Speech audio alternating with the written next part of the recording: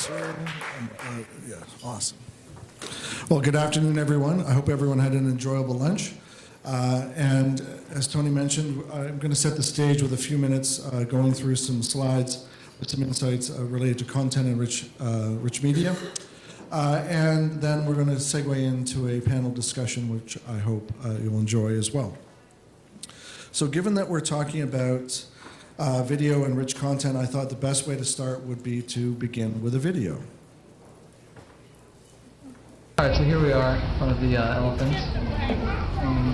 Cool thing about these guys is that they have really long fronts, and that's cool. And that's pretty much all there is to say. How many of you have seen this video before today? So I'm assuming the majority of you don't know the significance of this video. This is the first video that was uploaded to YouTube 14 years ago last month.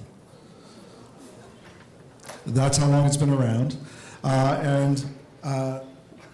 So YouTube, in the 14 years since its inception, has grown from relative obscurity and the promotion of a day at the zoo to one of the most visited websites in the world in terms of time spent, content consumed, and it was also, for many of you who may not be aware, the #2 search engine in the world. Just go to youtube.com, put in the words how to, and look at the potential results. You want to change the wiper on your car, change a washer in your sink, YouTube is there to help.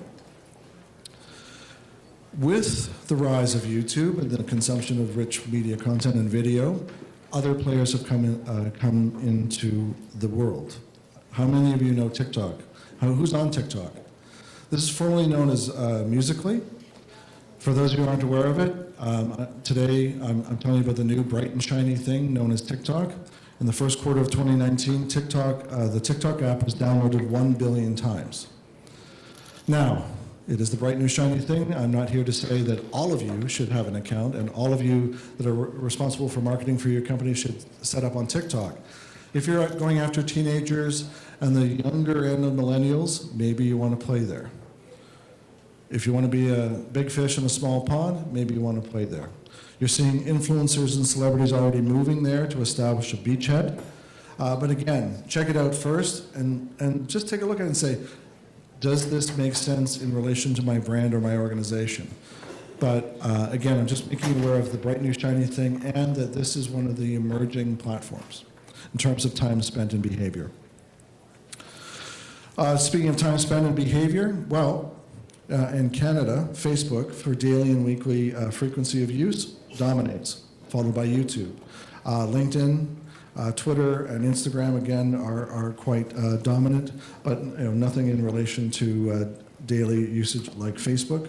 Instagram and Snapchat are doing okay as well. We as Canadians should be very proud at how connected a society we are in relation to other countries around the world. Internet users in Canada. Of all the internet users in Canada, 76% of them are on Facebook. Just under 50% or 48% are on LinkedIn, and 34% are on Twitter and Instagram, followed by Pinterest and Snapchat. Now, I'm not here to say that Facebook is the end-all and be-all. I'm here to make you aware of its size, scope, and penetration both in Canada and globally. I've had some conversations today, and I've had conversations elsewhere, where they say, oh, we're B2B, Facebook's not for us. Trust the data. Numerous times I've shown organizations the amount of content that is relevant to them and to their audiences that is being distributed in Facebook. And it shines a light on the fact that they are missing an audience there. And from an advertising or paid social point of view, $1 spent on Facebook has a tremendous greater reach than that of LinkedIn. And I love LinkedIn, I owe my career to it. But on a pay-per-click campaign on Facebook, if you can get below $1, maybe even to 50 cents, which is not unreasonable, it's a well-performing campaign. You're looking at $3 to $5 to $7 to $10 per click on LinkedIn to get the same results. Another way of looking at the same thing, Facebook again, dominant for usage. But no matter the platform, What we're faced with today in terms of a challenge is getting people to stop the scroll. For us to take over their impulse of their thumb, to pause and consume the content that we've placed for them, whether it be static, animated, or longer form video. This is what we're trying to do. We're fighting for their attention, and we're fighting on a 2-inch by 3-inch screen. My daughter's 18, and her idea of television is Netflix on her laptop, not sitting in the living room watching a 40-inch screen, flat screen. I come from a film and television background. I have a degree in film production from New York. I produced a documentary. How many of you know Kenny versus Spenny? So Spenny and I went to film school together, and we produced a documentary about phone sex that was in the 1993 Toronto Film Festival. That is not on my LinkedIn profile, by the way. But I chose York University because they had a brand new building with full new editing equipment. And now I can be more productive and produce higher quality content on my MacBook with an iPhone than everything that was presented to me 25-some years ago. The world has changed, the barriers of entry have lowered, and the accessibility to high-performing tools that are at low cost are here for us. So one example I want to give to you from a storytelling and an engaging and inspirational content, well, I won't reveal the brand, I'll let it reveal itself.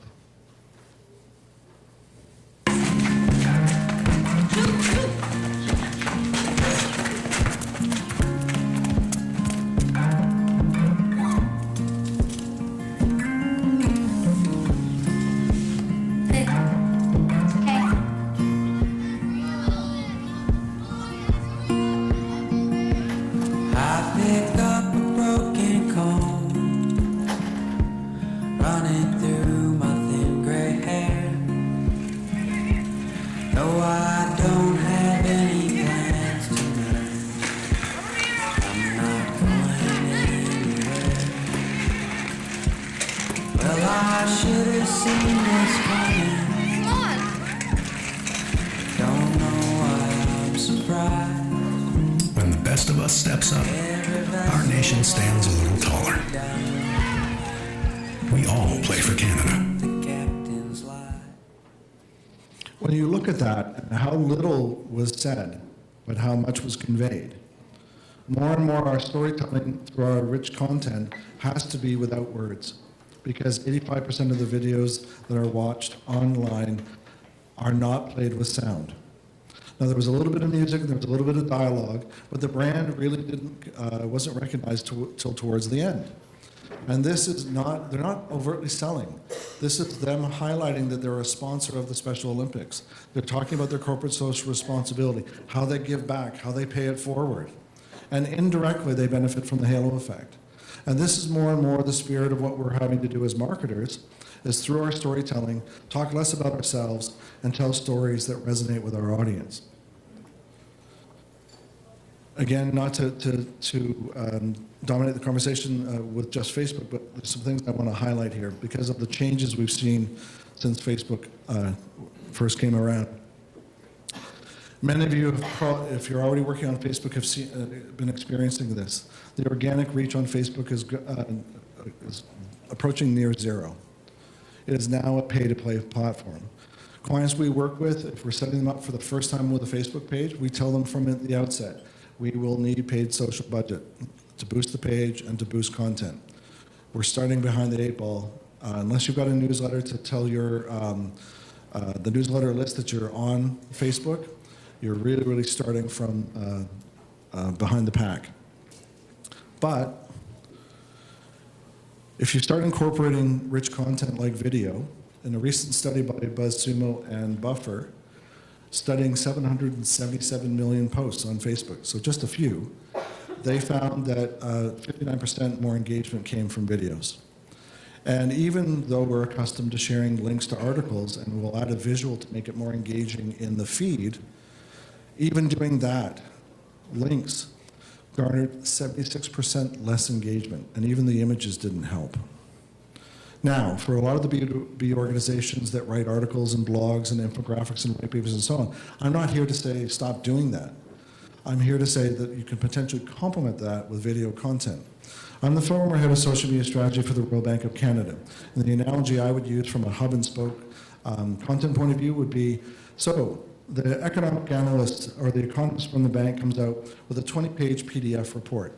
There will be people who want to read that report. But let's interview said analyst for 5 minutes and get a YouTube video. Let's rip the audio from that video and turn it into a podcast. Let's transcribe the video and turn it into a blog. I've only created one asset, and that was the initial report. But I've now come up with multiple forms of content that can all point back to that PDF should those wish to download it. But I'm not relying solely on one piece of content to win my audience over. There are different people, like some want to read, some want to watch, and you're addressing all of those with still the same underlying asset.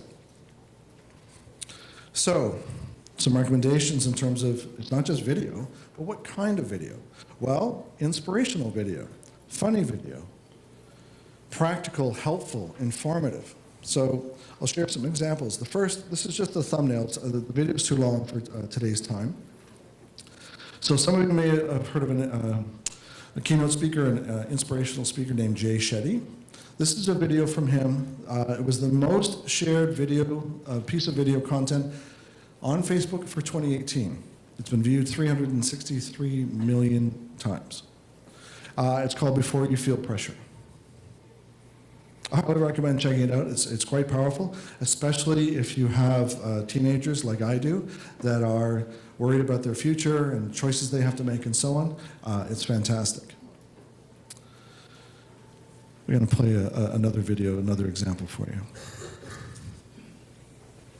Here's another sandwich. All sandwiches have starch on top and bottom. It's the cube rule of food. If food only has starch on the bottom, that's toast. Obviously this is toast, but so is this and this. Apple crisp, that's just toast with the jam side down. Let's review. This is toast and this is a sandwich. A hot dog's a sandwich, right? Wrong! It's a taco because it has starch on 3 sides. So this is a taco and that's a taco. 4 sides of starch make food a sushi. Sushi, sushi, sushi, sushi, sushi. That's hard to say. And if there's starch on 5 sides, that's a quiche. Here's a quiche, there's a quiche, everywhere a quiche quiche. Finally, we come to the calzone. Obviously, this is a calzone, but so are these. Don't forget the sweet calzone, creamy calzone, carnival calzone, and the Colonel Sanders calzone. That's right, fried chicken is a calzone. There are exceptions, like the salads. These are salads. And steak is a salad. Then there's the cakes. Lasagna's a beefcake. And so is this guy. Total beefcake. Visualize your sandwiches and anything else with Lucid Chart. Not bad for B2B content? Would you remember it? Yeah. So, and it's all still photography, it's just animation. We can create something like this from our desktop. Something funny, something engaging. Yes, you have to have a narrator and you have to script it. But again, the barriers to entry, like the bar for us is increasingly becoming more and more accessible. We just have to put our creative content hats on. But I like to show that because a lot of times organizations say, well, we're B2B, and that somehow either it's a pass, meaning we don't have to do that kind of content, but like we have to stop being boring. We are striving to influence people's time spent. So unless we cut, if I want the 2 minutes of your time, it better be good. How many of you have watched the video and went, oh, geez, I'll never get those 2 minutes back, or 5 minutes, or 2 hours? So think about that. Again, this is another still, but we talked about inspiration, we talked about funny. Now it's about practical and helpful and informative. How many of you love tasty videos on Facebook? Well, that's BuzzFeed for you. They accelerate the demonstration videos, but we're glued. I want to go home and make that whatever the dish it is that they've created. Well, in this case, this is Kitchen Life Hacks. I learned how to cut up a hanger and turn it into a peeler with a knife. I don't know if I would ever do it, but now I know how. But the fact is, there's practical content being brought to bear. And so this video that goes into a number of hacks, 96 million views. So, and even forget about kitchen hacks. Is there hacks that you can provide from your organization that pertains to what it is you do, be it product or service? How do you make your target audience more productive? Feel like you helped them? Give it some thought. Try stuff. There's nothing, wrong with experimenting. So, and don't get hung up on the idea that, it has to be a highly produced, highly polished video. We need, it has to be directed by Martin Scorsese. I worked on a McDonald's commercial, 3-day shoot, $250,000 budget, more dollars spent per minute than that are spent on most films. They flew a chef down from Montreal to cook all the burgers for camera. My job as a production assistant was to take the bucket into the scene after they called cut. The guy who had taken the bite from the on-camera burger would spit out the bite into the bucket I was holding, and then I would give him a fresh burger. But I was in show business. That was how I got through the day. But again, that was the level that people were going to for production value. Now, you're seeing movies, full-length movies on YouTube, shot with a phone. Don't get hung up on production value. People will forgive production value for access. So we're seeing the rise of organic and DIY and less polished video. And we're also seeing the rise of crowdsourcing user-generated content. How many of you remember this? The Ice Bucket Challenge. This is what put video on the map for Facebook. The mere fact that people were taking videos of themselves, uploading it to Facebook, and tagging their friends, both verbally and in the body of the post, it embedded virality in it. And that's what woke Facebook up to video. And that's why Facebook gives preferential treatment to video that is uploaded natively to the platform rather than shared from YouTube or other platforms to it. Most of the platforms give preferential treatment to native video. Can't talk about rich content without talking about stories. Snapchat was the one who brought stories to our attention. And everybody followed suit. First with Instagram, then with Facebook, and soon LinkedIn. It's already being piloted in the US for students. We're already seeing video and live across all the platforms. I often am working with clients that are in a highly regulated or compliant environment, and we sometimes will touch on the topic of live video. And technology moves faster than policy, and so we have to often say, listen, as great as live video is, and you want to do a Facebook Live on Friday at lunchtime to talk to your audience, you need to have some considerations. It's nice if someone wants to fire up their phone as they're walking through the office to show what it's like to work there, great.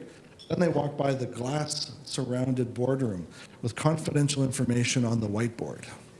Or a client sitting in the meeting room with a colleague, and that client shouldn't be known outside of the company to have been a client. So you've got to be careful about confidential information being inadvertently breached by going live. So again, planning, some forethought in advance of it. There's still value to be derived from live, but just be careful. Instagram. In 2018 in the United States, this was the only social network that grew. It is garnering more engagement than all the others combined. So right now, and that's organic predominantly. So they're really enjoying kind of a heyday. 30% of Facebook's revenue is ad revenue coming from Instagram. Again, garnering huge engagement for your audiences. It's not the biggest, but it's got the most engagement. But if you're going to go there, you must have visual content. So if you're not prepared to resource it accordingly and put in the effort to put the kind of content that needs to be there, then you may not want to go there. Don't open the channel unless you can support it appropriately. The other thing, as much as it's garnering huge engagement, it's really sticky. It's not the greatest for referring traffic to your website because of the way it's built. You have to make the secondary step to go to someone's bio or comments in the post to click a link to go somewhere else. So if you want to have a sticky audience in one platform, Instagram is worth considering. But again, there are some challenges related to it. But nonetheless, if you're there and you make some good content, you're going to garner some engagement. I want to give 2 examples from one brand that's local that I think you'll enjoy.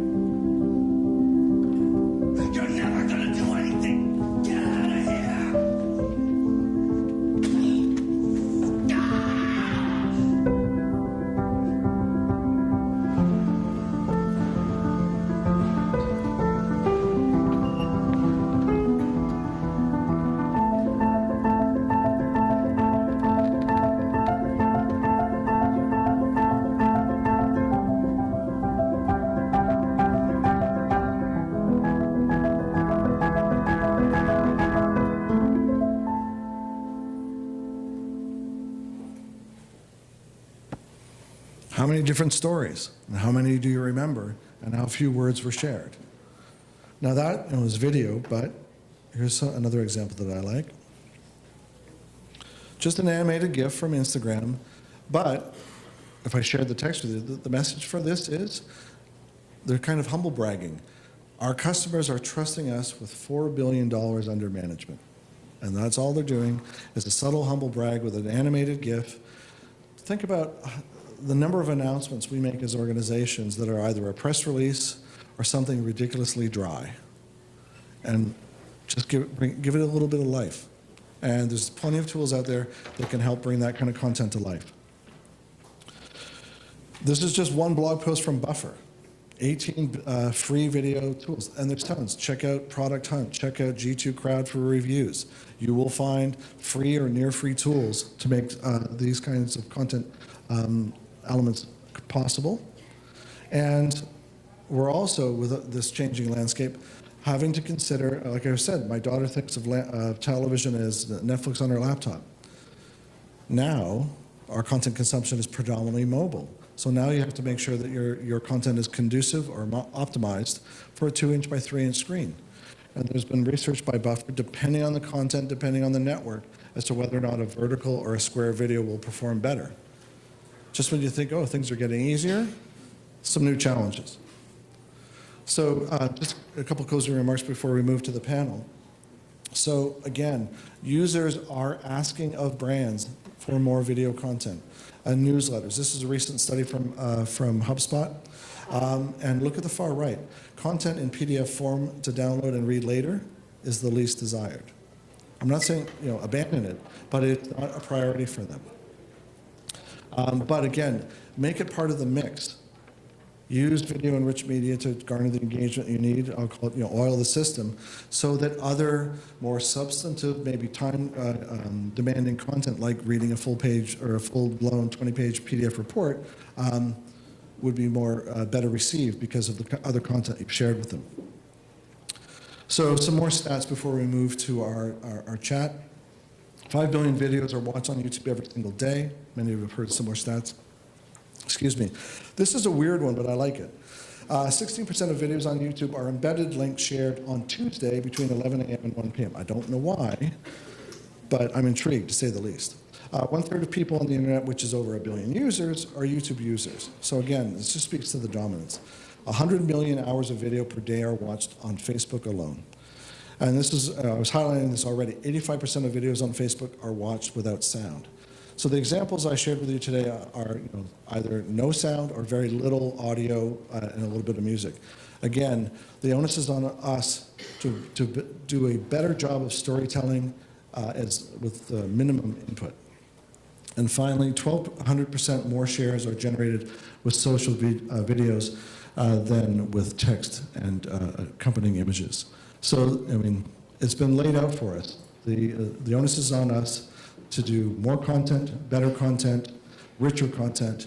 And now I'm going to introduce our panelists, and we'll spend some more time talking about some case examples and share some industry insights. So I'm going to invite first Suri Kim. Suri has worn many hats throughout her career, spearheading brand and content strategy initiatives in hospitality, retail, CPG, and fintech industries. As a trendsetter and influencer herself, Suri has a demonstrable history of identifying new opportunities in content, new innovations emerge, and cultural trends shift. Suri's background in industrial design brings a fresh perspective to building breakthrough brand narratives deeply rooted in data, cultural insights, and deep consumer analysis for 360-degree advertising campaigns. And next, I'd like to invite Phil Lorenko. Phil is the VP of Digital at Havas Media, leading digital strategy and buying across the agency for the last 2 years. Phil has extensive experience in a variety of categories, including automotive, finance, CPG, and many others, with a focus on performance marketing.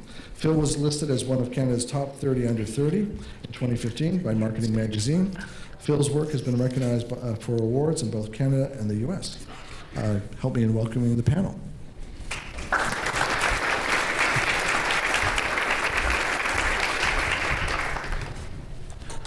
So to kick things off, if I could just ask each of you to just in general, just kind of highlight your work as it pertains to content, video content enrichment. I'll start with you, sir. Sure. So my career, I think, has really been shaped by technology and really the relevance of content today. I'm a senior content strategist, been working in the advertising industry for about 8 years, and I've really worked across multiple, verticals. So I think there are best practices that really get carried forward to different verticals. I think content is content, but again, having experience in retail, CPG, fintech, fashion, just so that there's an overall kind of understanding of and experience in terms of what I've seen in terms of the changes in the landscape. Great, thank you, Phil. So my role has been really from a video side, been focusing on kind of two things: reach, getting the message out to people, and effectiveness, so getting them to do something with that message. So I've tons of experience from just generating kind of that type of reach and awareness and getting that message in front of the right people at that right time. But also a lot of my focus have also been it's getting someone to do something after that, whether that is to learn more about the brand or get them to actually convert and buy, which are completely two different levels of storytelling and video. Well, I'll use that as a segue to how many times has an organization come to you to say, we want this to go viral? Too many times, but hopefully we all kind of laugh in the room together and say, yeah, that's not possible. And similar for you? Yeah, I think the idea of wanting something to go viral, I used to hear it a lot more like 2 or 3 years ago when video was first emerging, and there were these cultural and phenomena that were happening that clients and brand marketers are really gravitating towards because they just wanted to replicate that for their brand. But I think as our clients and brand marketers are maturing, like video is kind of second nature now. It's like a must-have, and so there's a lot of unique strategies. I think it's always important to kind of set that expectation to truly understand what they even mean by viral. Like, what do they mean by that? Do they want to tell a compelling story? Do they want to? Do they just want this information to get out to as many people as possible? I think it's really looking at the core of what their intention is in terms of what is viral. And then there are a lot of really new tactics and strategies that you can kind of educate on to help drive to the objective that they're really trying to achieve in terms of what they mean by virality. When they come to me, I usually just tell them get puppies, because puppies work. Well, when they come to you, the viral aspect aside, of late, and we'll jump back to Phil first, are they coming with a vision in mind for video? Are they coming reticently, or they need guidance out of the woods, or what mindset are they coming to you with? I think it's a mix, and a lot of it comes down to what at the end of the day, what's the objective of that video? Is it to generate awareness around a purpose? Like the Canadian Tire example is a good one, right? Because that's around their brand purpose. Or is it to educate the consumer on something? And you only have kind of 15 seconds to do that. And so, sorry to interject, but are you having to lead them to that, or maybe it's split? Some organizations are coming to you with clarity. It's a mix. Yeah, okay. It's definitely split. But being in media, I'm the blunt instrument that's going to get that message out there. And if the message isn't right, and it's not if you create a message that is around educating, but you're trying to deliver a purpose or something like that, or get them to buy something, those are two conflicting things. And your messaging and how you tell that story has to be completely differently. And so there is a little bit of guidance in that as well, for sure. And sorry, what's your experience been in terms of the mindset that come to you? So I think a lot of the time, there are clear business objectives, of course, when they come to us, but they still have these aspirational things based on like the shiny new toy and the things that they are seeing and they want to replicate, which I think is okay because it's an opportunity for everyone to kind of get a little bit educated in terms of what tools and tactics are available, but also like help prioritize against their business objectives as well as the budgetary constraints that they have to really lead to a solution that's going to help generate that business impact or that aspirational goal. So I think sometimes we have to be really real about, we know that you want to do this, but it's not laddering up to this objective. So how do we create that opportunity, or how do we do this really, really well and potentially equip you better so that you know how to drive this conversation, or we look at this in a silo so that we're able to, strategize around this a little bit differently. So part of the energy has to go into setting their expectations, maybe slowing them down a bit.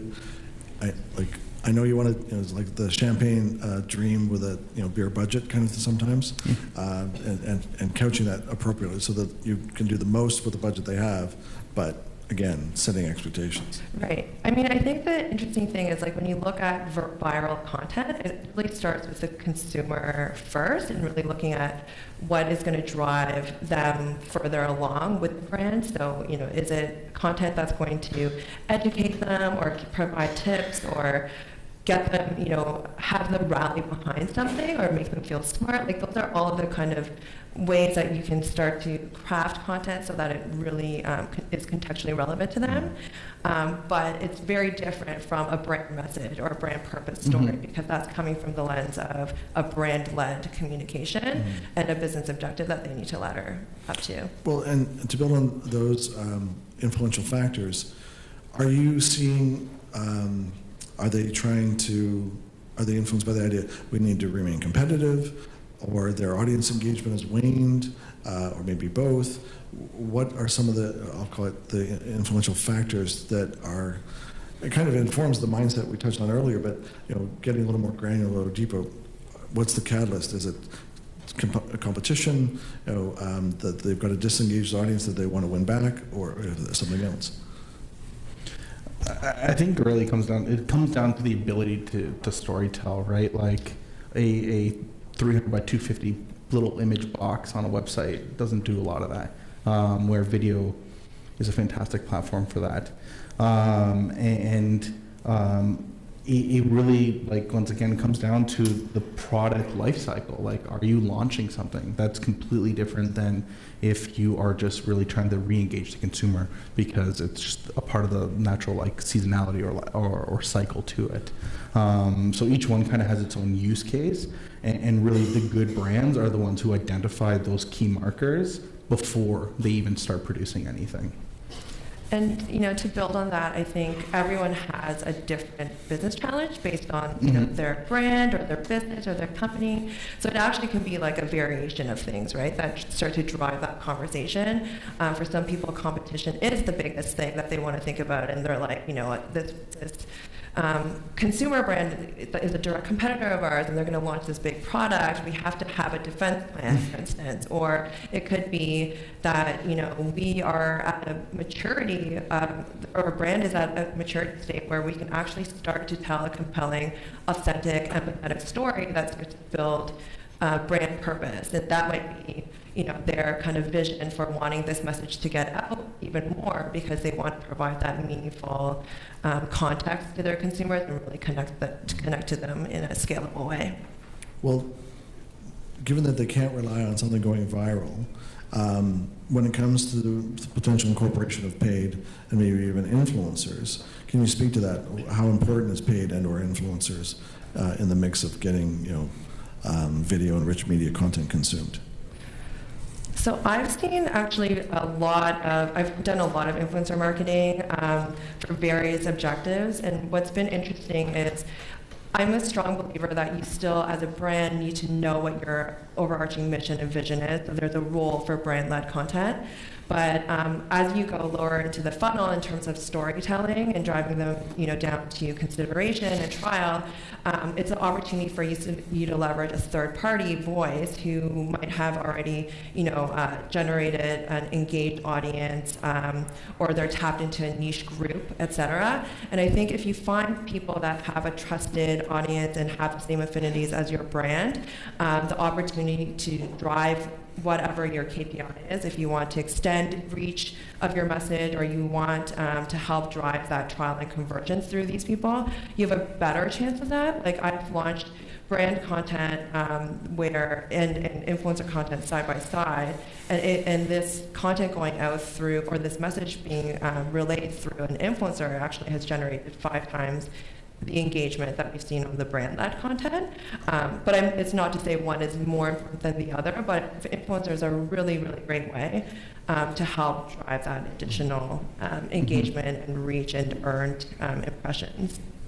Anything to add on? Yeah, I was just gonna say, like I kind of said it before, but like media is that blunt instrument that's going to make the video work almost no matter what, and not necessarily in a good thing, because like I've worked on campaigns where there wasn't a clear purpose for having that content and building it out. Like there was no objective tied to that, but you put paid media behind it and you're going to get people to watch it, right? And then everyone's happy with 100,000 views. Great, we've all met our goals. Let's go home. But that's not the purpose, right? And you can be just as effective with a better piece of content spending 10% of that budget, because your content is tailored made to that person that you want to talk to, and that's where like the virality comes out of it, is because it's more so not trying to get huge scale out of being viral. You want to be viral to your target audience, and I think that's where the content kind of comes into it. Well, then the idea of the mic, like, it's all well and good, I can get Kim Kardashian to tweet something out, Yeah. but if nobody does anything, versus I find a micro-influencer who's 1,000 followers will do anything that person says, and then we get a piece of content through them. But again, it's not just about an influencer or just about paid. It's in combination with everything else you're doing. We're going to have keep some time for questions from the audience, but just to close things off, if you could share with us a recent engagement, without necessarily naming names, but type of client, what the dilemma that they came to you with, what happened from a video and rich content point of view, and some lessons learned. I think I have a few examples, but one that might be kind of relevant or useful is when there are budgetary constraints for some of the campaigns that we're working on. You touched on it a little bit, but you don't always have to have super highly polished video content. So what we found was, one of our clients didn't have the budget to produce a brand new spot and do all these, shiny things to launch something new. But what we were able to do is we were able to leverage old assets and refresh them and make them new by tapping into best practices for mobile first, including the brand in the brand in the first 3 seconds, really optimizing for that vertical format, and really including and really designed for sound on and sound off, so that you're including supers and there's studies that have been done in terms of how you re-engage the audience through movement in your posts. So if you think about stories, how everyone's kind of tapping through, you can play up even like a bunch of static images together. And so that's exactly what we started to do. We started taking static images and making these really short dynamic videos with supers and designed for sound on and sound off. And we actually found that we generated even stronger results than we did the year before, because we were really thinking about unique creative strategies to help amp up this content and refresh it in a way that was low budget but still very impactful for the audience today. At the mercy of the thumb. Yep. And Phil? One of my favorites, this is going back years and years now, but it was for an automotive client of mine, and this was really kind of at the heyday of kind of like where YouTube video advertising was starting to really grow. And so the brand, we were coming up to Super Bowl. Brand didn't have enough money to run television commercials during the Super Bowl. But what we did notice was that because there was that seeding of Super Bowl commercials happening on YouTube, brands actually weren't defending their own videos.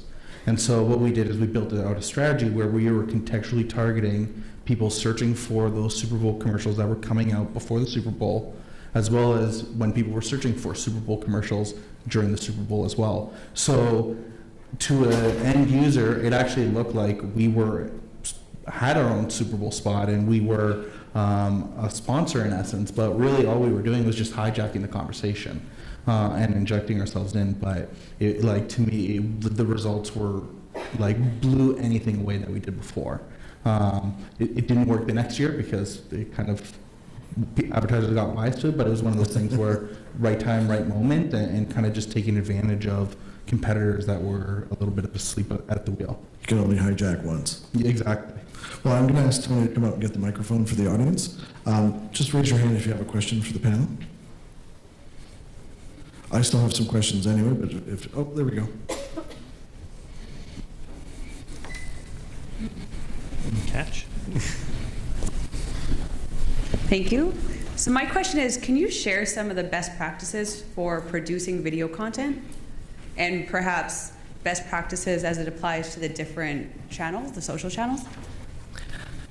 Yeah, so I think first, I think when you're crafting a narrative or a story, really understanding what story you're trying to tell, whether it's long format, short format, really understanding what narrative you're really trying to design for. So where you are in the funnel. So is it, conducive to store? Does it make sense to do a 30-second or a 10-second? But I think further to that, as we said, there's multiple formats. I know we touched on square and vertical formats, but I think when you're creating a video spot, really shooting it so that you're cognizant that it has to fit for a 16 by 9, a square, a vertical. Like there's actual aspect ratios that you should be shooting video content for now in today's age, because what it allows you to do is it allows you to reach more people through unique creative that's catering to the different ad formats that are available to you, particularly for Facebook and Instagram, but as well it allows you to design for other channels. So if you have a video that's suited for an advertorial or something that you want to put on your website or on YouTube, just really being cognizant of all the different aspect ratios, and then really being able to play up what the audience is going to that channel for. So YouTube, people are going for a very specific video. They might look up, how to create this recipe, and they look for that specific recipe. Whereas on Facebook or Twitter, they're really going to discover content, right? So really understanding your audience and the platform and the user behaviors, and just being really cognizant about the aspect ratios, I think is really important. Yeah, and when I think about it from an ad perspective, it's that first 2 seconds. Attention spans are not there on video, and it's like that thumb-stopping stuff. And it's funny, Andrew, you mentioned the one video that got like 350 million views on Facebook, but Facebook considers a view after 3 seconds. Yeah. Like that's how long it takes you to actually scroll. So that's a view. Exactly, right? And so when you are producing that content, you need to be able to get someone to stop and pay attention. Like one of the best performing ad formats on YouTube is the 6-second bumper ad, because it's so short and so quick and you can't skip it. And so it's getting that message and capturing attention at the very beginning. Any other questions? We have time for one more? I've got a closer if nobody jumps at it.